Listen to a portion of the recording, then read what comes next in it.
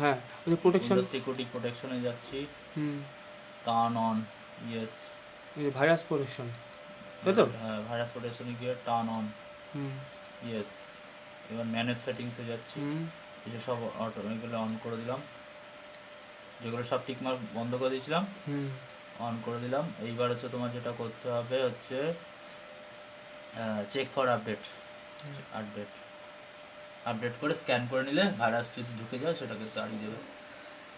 ওই যে hard disk scan করলে তো অনেক ভাইরাস বেরোবে। ভাইরাস স্ক্যান করে নেবো একবার, তাহলে নাহলে সিস্টেম ফাইলে চলে আসবে। ওই যে কী বলতো, একবার ব্যাকআপ রেখে স্ক্যান করবো। ব্যাকআপ নিয়ে আবার করবা। নাহলে তো ওই যে স্ক্যান করলে আমার সব ওই যে ফটোশপ মটোশপ সব চলে যাবে মায়ের হয়ে। করে নিবা, পেন ড্রাইভে তুলে না, এটা 32 জিবি, কিন্তু 32 জিবি পেন ড্রাইভ না টেকে না, বেশি খারাপ হয়ে যায় 32 জিবি পেন ড্রাইভ। আমাদের 16 জিবি আছে। 16 জিবি ভালো, অল্প অল্প করে নিয়ে তুলে রেখে দেবো, 16 জিবি।